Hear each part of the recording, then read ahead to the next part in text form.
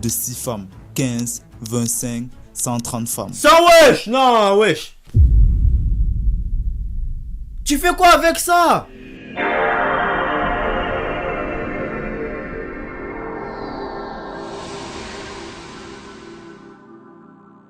Yo, hey, j'suis désolé ma baby, en ce moment j'ai pas trop le temps. J'suis dehors, j'taffe dur, va pas falloir que j'fasse la maille. Elle est fâchée, elle me demande tout le temps jusqu'à quand. Baby, va bien falloir qu'on graille.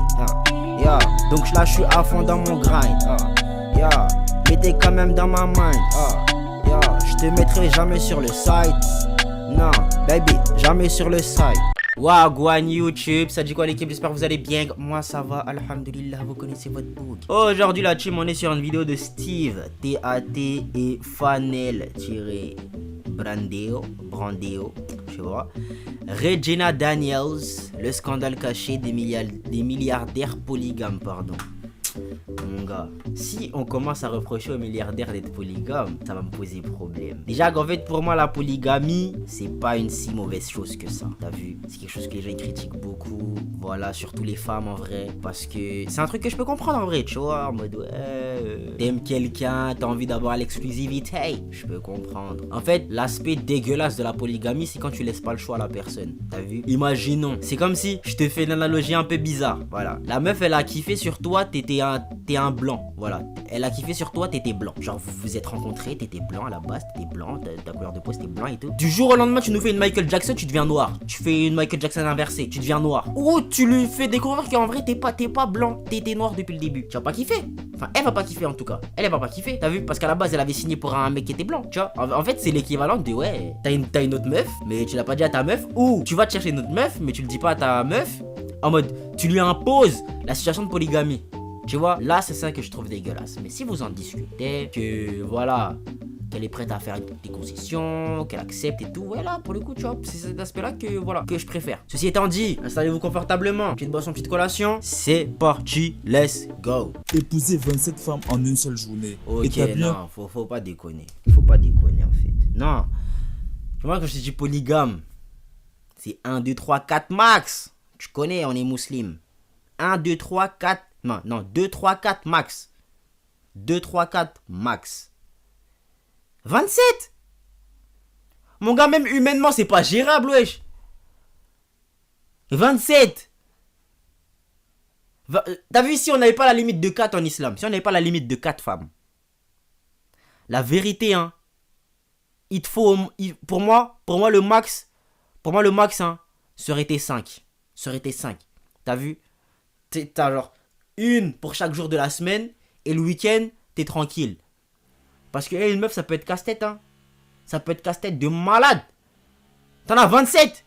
27 casse-têtes. Il y en a, ils sont fous, la vérité, il y en a, ils sont fous. Planning militaire pour gérer 12 femmes à la fois. Collectionner 130 épouses comme des voitures de luxe. Déclencher une guerre d'héritage entre 146 descendants. Non, moi je pense que quand le chiffre il est aussi gros, c'est pas de l'amour. C'est vraiment ouais, elle me plaît, je la veux, elle me plaît, je la veux, elle me plaît, je la veux. En fait, vas-y, c'est comme si t'avais v'là les petites copines en vrai. Pour moi, tu les aimes pas. 27. T'as vu, on a dit ouais, grand cœur, grand cœur. Mais 27, tu les aimes pas là. Tu peux pas. 27, wesh. Sois réaliste, ma gueule. Millions de dollars. Kidnapper une fille de 18 ans pour en faire la 12e épouse. Vois ta 6e. Il y en a, ils déconnent, hein, niveau polygamie. Hein. Kidnapping. Pour kidnapper. Kidnapper une fille de 18 ans. Mais ça, c'est lui qui a kidnappé. C'est pas une fille de 18 ans, ça. On est d'accord. Pour en faire la 12e épouse. Vois ta 6e femme t'accuser sur les réseaux sociaux de détenir sa sextape. Bienvenue dans l'univers de la polygamie chez les ultra riches africains. En Afrique, quand on parle de polygamie chez les ultra riches, on ne parle pas de 2 ou 3 femmes. On parle de 6 femmes, 15, 25, 130 femmes. Ça wesh. Non wesh. Tu fais quoi avec ça? Tu fais quoi avec ça? T'es même pas capable de retenir le blaze de toutes ces femmes. 27 femmes, tu peux pas retenir le blaze. Tu peux pas retenir leur blaze. Il y a des fois, tu vas faire comme ça. Appelle 130, tu peux oublier des meufs. Tu vas les oublier, ma gueule. Tu fais quoi avec ça? Même Didi, je suis sûr, il n'y avait pas autant de meufs. Voilà, non, je l'ai dit. C'est pas pour défendre le frérot, hein. Après, peut-être lui, il aurait plus kiffé les hommes. Ouais, j'avoue. Non. Et surtout, on parle de scandales absolument dingues qui éclatent quand des empires polygames s'effrontent. Violence, trahison, arrestation, guerre d'héritage qui dure des années. Dans cette vidéo... Ouais, tu donnes l'argent à qui quand t'as 130 femmes? Tu donnes l'argent à qui quand tu meurs quand t'as 130 femmes, s'il te plaît? Hein? Il y aura des jalouses. Il y aura des meufs, voilà, ils seront pas d'accord. Je vais raconter comment ça se termine, vraiment, parce que spoiler, ça finit toujours mal.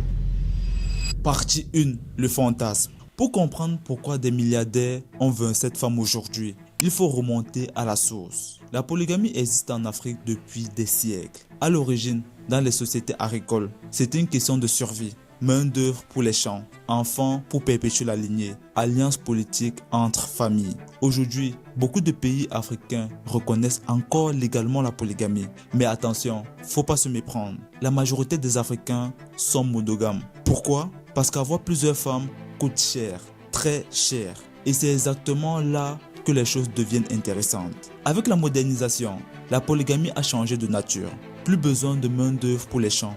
L'agriculture s'est mécanisée, les alliances politiques se font autrement, mais la pratique a survécu, transformée en autre chose, un symbole de richesse, de statut, de pouvoir absolu. Avoir plusieurs femmes aujourd'hui, c'est pas dire j'ai besoin d'aide au champ, c'est dire regardez comment je suis riche, je peux toutes les entretenir. Chez les ultra riches africains, ça devient carrément une compétition. Au Cameroun, au Kenya, en Afrique du Sud, au Swaziland, au Nigeria, partout, des hommes d'affaires, des politiciens, des rois, des musiciens de légende.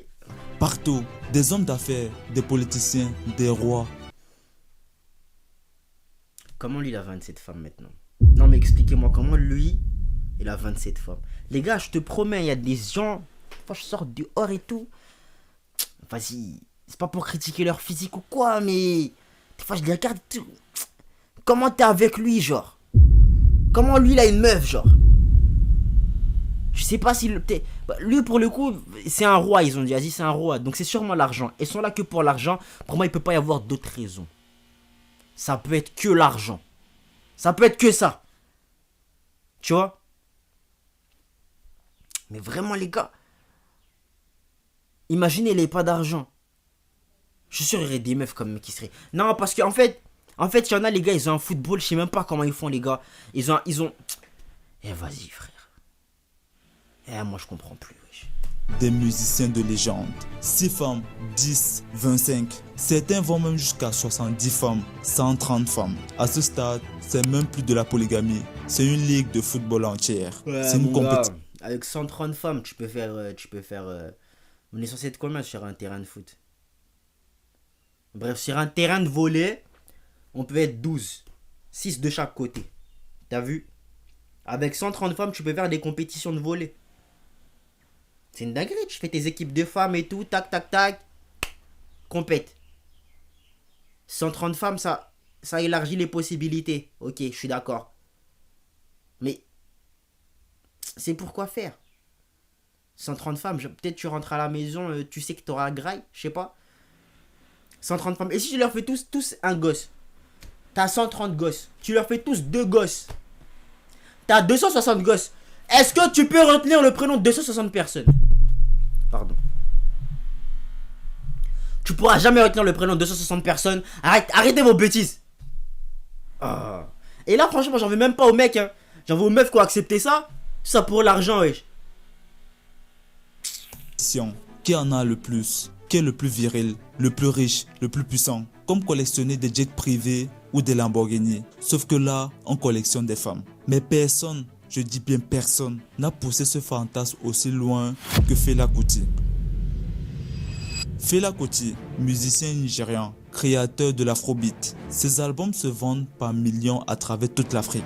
Il possède Kalakuta République à Lagos, littéralement un état dans un autre, avec ses propres règles, sa propre sécurité, son propre système. Plus de 100 personnes y vivent en permanence. Fela y règne comme un... La vérité, j'ai jamais entendu des artistes avec autant de buzz. Le frérot, il a sa ville en fait. Il a sa ville. Il avait du buzz pour de vrai quoi. Punaise. Michael Jackson en fait, c'était rien en fait à côté de lui. Un roi. La police nigériane ne peut même pas y entrer. Le 20 février 1978, Fela épouse 27 femmes en une journée. Une seule journée. Toutes membres de son groupe Egypt 80. Une cérémonie à l'hôtel Parisona de Lagos. 12 prêtres traditionnels Yoruba pour officier. Chaque prêtre s'occupe de 2 ou 3 mariages simultanés. Ça dure des heures, des centaines d'invités. La presse internationale est là. Après, voyage au Ghana. Lune de miel collective avec 27 femmes. Il loue un hôtel entier. Reste 2 semaines. Mais attendez, parce que là où ça devient complètement fou, c'est dans la gestion quotidienne. Pour gérer ça, Fela établit un planning, un système de rotation. 12 femmes vivent avec lui à la fois. Les autres attendent leur tour, tout ensemble dans Kalakuta République. Un système militaire carrément pour organiser sa vie conjugale. 12 femmes à la fois. Laissez-moi vous dire, plus c'est gros, plus ça passe. 8 ans plus tard, en 1986, Fela Kuti divorce de toutes ses 27 femmes. En même temps, sa raison officielle, le mariage apporte la jalousie, les conflits constants entre épouses. L'ambiance devient invivable. Non, jure. Jure, je l'avais dit les gars. T'as 27 meufs, 27 fois plus de problèmes, je te l'ai dit. Je te l'ai dit. Et moi, j'ai pas ton âge. J'ai pas ton âge. T'es plus vieux que moi, t'aurais pu deviner ça avant. Bravo, moi je dis belle découverte Einstein. Le système s'est effondré. Fela meurt en 1997, 58 ans. Le bilan final, 27 femmes, un planning militaire, 8 ans d'essai, échec total. Fela illustre le fantasme poussé à son maximum absolu. C'est pour ça, tu vois, la limite de 4. Tu vois, les trucs en islam, des fois, il y a des trucs, on nous dit de pas les faire, on nous dit de les faire, et on sait pas le bien dedans, il vient d'où. On aurait très bien pu nous dire, ouais, la limite en polygamie, genre en islam, ce serait tes 7 femmes. On aurait pu nous le dire. Mais on nous l'a pas dit, on nous a dit 4. Il y a une raison derrière. Tu vois, il y a une raison derrière. Donc, il faut, voilà, il faut... Des fois, t'as vu, en tout cas pour mes frères qui sont musulmans, vous posez les questions sur... T'as vu, par exemple, t'en as... Ils se sont même pas posé la question de pourquoi on mange pas de porc. C'est juste, on t'a dit de pas manger donc tu manges pas. Tu captes? Mais il y a une raison derrière. L'animal en lui-même c'est un truc qui est sale, frère, tu vois. C'est un truc qui est sale, c'est dégueulasse, c'est rempli de bactéries, c'est le truc qui mange sa merde, tu vois. Genre, il y a une vraie raison derrière. Et ça c'est avec plein de trucs. Pourquoi on fait pas ci, pourquoi on fait pas ça, pourquoi on fait ça, à la place de ça, pourquoi... C'est pas pour rien qu'on nous demande de tout ça en fait, tu vois. Et là pour le coup je vais prendre l'exemple du frérot ici qui a marié ses 27 gadji, hein, ses 27 larki, ses 27 foumas, tu vois. Il avait 27 meufs, hein, et il a quand même flop. 27 meufs, il a quand même flop. T'aurais dû t'arrêter à 4. Un homme au sommet de sa richesse, de sa gloire, des dizaines de femmes, un contrôle théorique total sur sa vie, son royaume, ses relations. Mais dans la pratique, ça n'a pas tenu. Le système ne fonctionne pas. Et Fela n'est pas le seul. Tous ont tenté le coup. Tous ont découvert que multiplier les épouses multiplie aussi les problèmes. Sauf que contrairement à Fela Kuti, qui a juste divorcé et survécu jusqu'en 1997, pour les autres, ça s'est terminé autrement. Ça s'est terminé par la violence, les drames, le scandale, les morts suspectes. Et c'est précisément ce qu'on va voir. Attends. Comment ça, mort suspecte? Il y a des gens qui... Il y a des gens qu'on a quick dans cette histoire-là. Pour des meufs, en vrai, ça m'étonne pas. Mais wesh, les gars, concentrez-vous, wesh. Il y en a, ils sont pas concentrés, wesh. Non. Partie 2, la réalité violente. Regina Daniel, jeune actrice Nollywood en 1919, des millions de followers sur Instagram. Cette année-là, elle épouse Ned Nwoko. Ned Nwoko, avocat en politique. Chacun ses goûts. Politique, sénateur, milliardaire nigérian. 59 ans à l'époque, des décennies de plus qu'elle. Regina devient sa 6e épouse. Au début, c'est le rêve, du moins, c'est ce qu'on voit. Des photos sur Instagram, des voyages en jet privé, des cadeaux de luxe, la belle vie quoi. Mais 6 ans plus tard, novembre 2025, tout explose. 8 novembre 2025, Regina balance sur les réseaux sociaux « We were never married ». Littéralement, on n'a jamais été mariés. Désolé pour mon accent anglais dégueulasse. Abonne-toi pour l'effort. On continue. Là, ça devient le chaos. Les réseaux sociaux nigérians explosent. Des millions de vues en quelques heures. Les blogs Nollywood se déchaînent. Les fans prennent position. Hashtag Team Regina contre hashtag Team Ned. Ça devient un spectacle national. Ned répond. Regina contre-attaque. Les accusations commencent à voler. 11 novembre 2025, Regina va plus loin, beaucoup plus loin. Elle accuse Ned de détenir une sextape d'elle, de l'avoir filmée sans son consentement, de violence physique, d'avoir utilisé son pouvoir politique pour faire arrêter son frère. Oui, vous avez bien entendu. Laurence Daniel, son frère, arrêté par la police, accusé de personne ne sait vraiment quoi. Regina affirme que c'est Ned, qu'il utilise ses connexions pour la briser et ça empire. Le père de Regina sort du silence. Il donne une interview. Il dit qu'il avait averti sa fille, qu'il avait honte de l'avoir épousé un homme si âgé alors qu'elle était si jeune. Vous vous dites peut-être c'est un cas isolé, que Ned Boko c'est juste un type pourri. Mais non, attendez, parce qu'en Afrique du Sud, il y a un homme qui a fait pire, beaucoup pire. Jacob Zuma, président de l'Afrique du Sud de 2009 à 2000.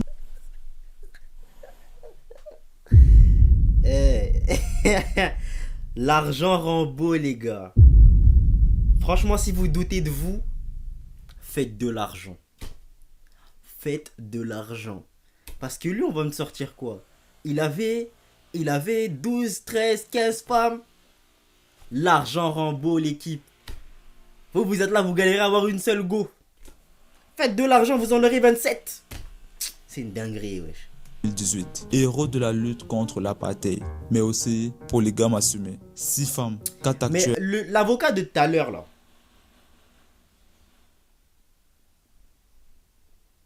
L'avocat de tout à l'heure.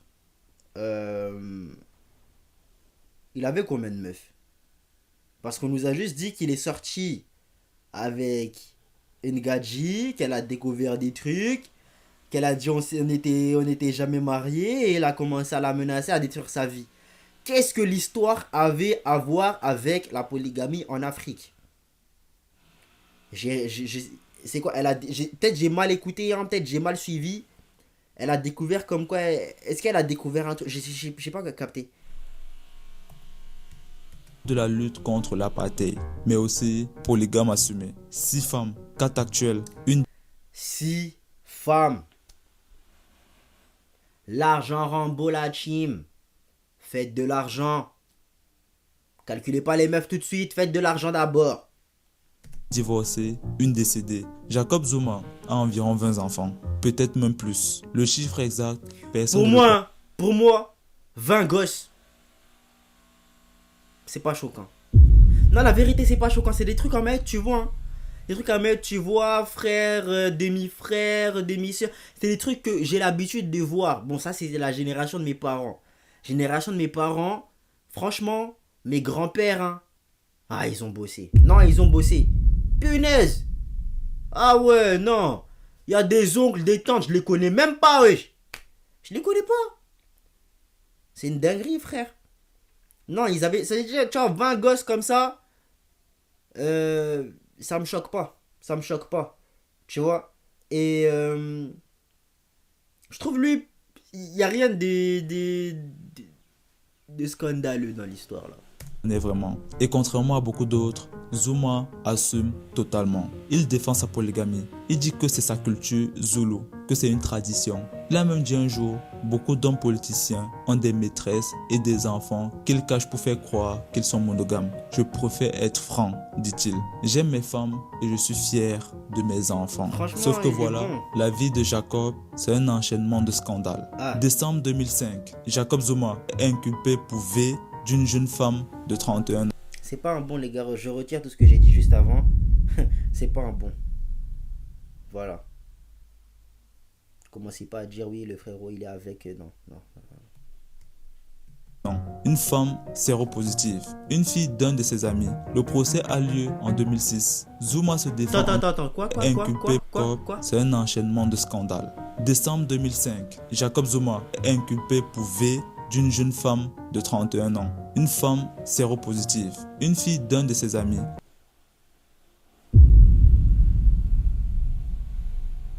Le procès a lieu en 2006. Zuma se défend en disant que la relation était consentante. Mais c'est ce qu'il dit d'autre qui fait scandale. Zuma déclare au tribunal qu'après avoir eu des relations intimes avec cette femme séropositive, il a pris une douche. Une douche pour minimiser les risques de contracter la maladie. Vous avez bien entendu. On est en 2006. L'Afrique du Sud est le pays avec le plus grand nombre de séropositifs au monde.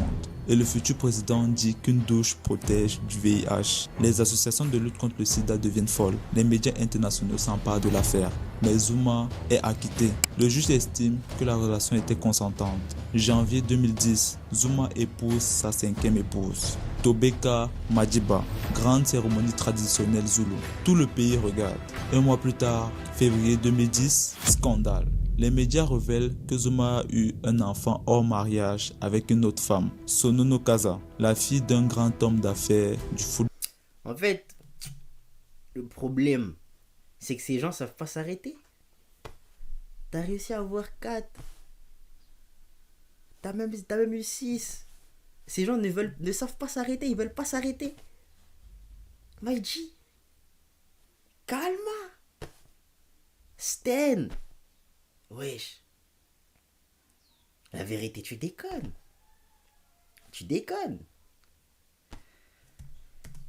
Sud-africain. L'enfant est né en octobre 2009, 3 mois avant le mariage avec Tobeka. Pour réaliser, il épouse une femme en janvier. Un mois après, on découvre qu'il a eu un enfant avec une autre femme en octobre. Zuma présente des excuses publiques. J'ai fait une erreur, j'ai trahi mes valeurs, dit-il. Bah les steaks, moi je fais pas d'excuses publiques. C'est mes affaires. C'est ma vie privée. C'est ma vie privée. Oh. Mais le mal est fait. Aujourd'hui, Jacob Zuma a 82 ans. Il a été condamné pour corruption. Il a fait de la prison, mais il maintient toujours qu'il n'a rien fait de mal, que c'est sa culture, sa tradition. Et Jacob Zuma, c'est pas le seul à utiliser la tradition comme excuse. Parce qu'en Eswatini, il y a un roi qui pousse ça encore plus loin. King Mswati III, le dernier monarque absolu d'Afrique. Fortune personnelle, 200... Chacal. Vas-y, habit traditionnel, mais la vérité c'est moche. Hein. C'est moche, non, c'est... Hey. Est-ce que je suis pas en train de me tirer une balle dans le pied en disant ça? C'est mon avis, la team. C'est bizarre. C'est bizarre. Millions de dollars, 15 femmes, 36 enfants. Pendant ce temps, 70% de son pays vit avec moins d'$1 par jour. Et le roi, il dépense 30 millions de dollars par an pour lui, pour ses femmes, pour son luxe. En 2004, Zena Malango, 18 ans, elle est kidnappée, enlevée par 2 hommes. Sa mère porte plainte à la police. Quelques jours plus tard... Et tu veux porter plainte à la police de quoi? C'est lui la police en vrai. Et la police, ils vont faire quoi? On découvre où est Zena, à la résidence royale. Elle a été kidnappée pour devenir la prochaine épouse du roi. Kidnappée et personne ne peut rien faire. Parce que le roi est au-dessus des lois. En 2011, le pays est en crise économique. Les fonctionnaires voient leur salaire coupé de 10%. Le roi, lui, il s'achète une Mercedes à 500 000 $ et augmente son allocation de 24 à 30 millions par an, pendant que son peuple crève de faim. Et le pire, pendant l'épidémie de sida qui ravage son pays, le roi déclare publiquement que les séropositifs devraient être stérilisés et marqués, ce qui fait au total 40% de son pays. 2021, les gens en ont marre. Les protestations massives, manifestations dans tout le pays. Le roi envoie l'armée, répression violente, arrestations, morts. Aujourd'hui, en 2025, King Mswati règne toujours, pendant que son peuple survit. Vous voyez le pattern maintenant? Regina, très jeune, 6e femme, violence, isolement, contrôle. Okay. Jacob Zuma, 6 femmes, accusation de V, enfant hors mariage, corruption. King Mswati, 15 femmes, kidnapping, luxe obscène pendant que le pays crève. Ces hommes pensaient pouvoir gérer 15 femmes. pensaient que leur richesse, leur pouvoir leur permettait de tout contrôler. Mais ça ne marche pas, ça n'a jamais marché. Et si vous pensez que c'est déjà violent, attendez de voir ce qui se passe après la mort. Parce que là, ça devient vraiment l'enfer. Hop, hop, hop, hop, hop, hop, hop, hop, hop, hop, hop. Petit pause à la vidéo juste pour te dire que... Partie 3, l'héritage toxique. Fosso Victor, si vous connaissez pas ce nom...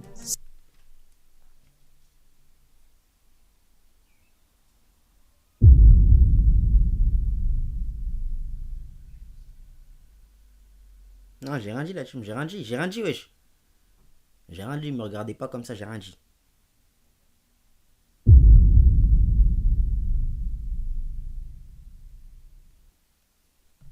C'est normal, il est décédé en 2020. Mais son histoire est la plus folle de toutes. Fosso Victor commence comme vendeur d'arachides. Un gamin pauvre dans les rues de Douala, au Cameroun. Rien en poche littéralement. Il monte une affaire, transport, agroalimentaire, bâtiment, mine. Il devient un des hommes les plus riches du Cameroun. Fortune personnelle, 200 millions de dollars. 25 épouses, 121 enfants biologiques. 25 autres adoptés, 146 descendants au total.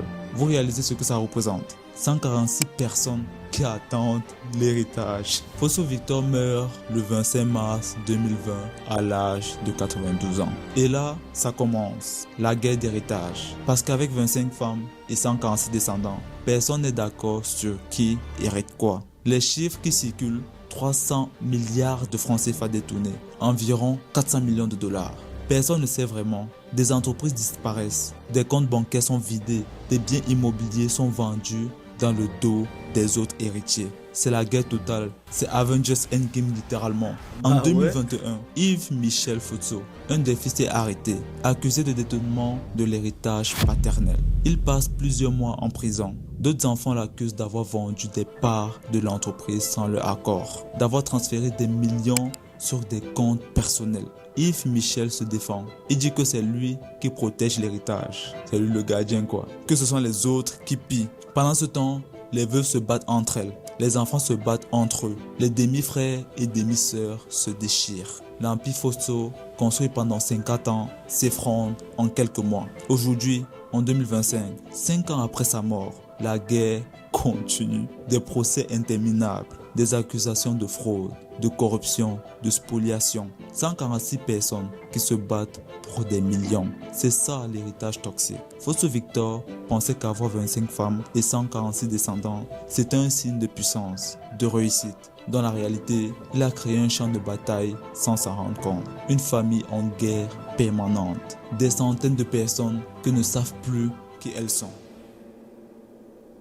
Conclusion. Tous ces hommes avaient une chose en commun. Ils pensaient pouvoir gérer 6, 15, 25 femmes. Ils pensaient que leur richesse, leur pouvoir leur donnait ce droit. Mais dans 99% des cas, ça finit mal. Violence, trahison, guerre, chaos. Ces hommes ont construit des empires, mais leurs empires polygames finissent toujours en ruine. C'est presque tragique en fait, parce qu'au fond, ils cherchaient quoi? Du pouvoir, du statut, de la reconnaissance. Mais ce qu'ils ont créé, c'est de la souffrance. Pour leurs femmes, pour leurs enfants, pour eux-mêmes. Peut-être un jour, on comprendra que certaines choses ne peuvent pas s'acheter. Même avec des millions, même avec le pouvoir, même avec la gloire. Ah. Il y en a, ils pensent maintenant que c'est le moment où je dis oui, soyez monogame. Absolument pas. Absolument pas. Mais si vous décidez de devenir polygame, faites-le en connaissance de cause. Voilà, vous aurez plus de responsabilités, entre guillemets. Faites en sorte, en fait, prenez ces gens-là qui ont fait des trucs bizarres dans le dos de leurs femmes ou dans le dos de leurs enfants ou je ne sais quoi, qui ont fait des trucs chelous, qui ont kidnappé. Bref, prenez-les comme des exemples à ne pas reproduire. Voilà, c'est tout ce que j'aurais à dire. De toute façon, je suis pas sûr qu'il y ait un abonné parmi vous qui ait suffisamment d'argent pour même tenter de reproduire ce qu'ils ont essayé de faire. Voilà. Et voilà la team, vous me direz ce que vous en avez pensé dans les commentaires. On se dit à la prochaine pour la prochaine. Vous savez quoi faire pour donner la force. Ciao les noces. Baby, tu fais partie de mes priorités. Et quand j'ai pas de mal, je te mens pas, je me sens irrité. Yeah, tout ça crois-moi, je l'ai mérité. Yeah, les petits tout ça ils vont hériter. Yeah, hey. T'inquiète pas, c'est pour nous tout ça. Plus tard, tu me remercieras. Tu vas dire, baby, comment ça se fait? Comment ça se fait qu'on a tout ça? Comment ça se fait qu'on a tout ça? Comment ça se fait qu'on a tout ça?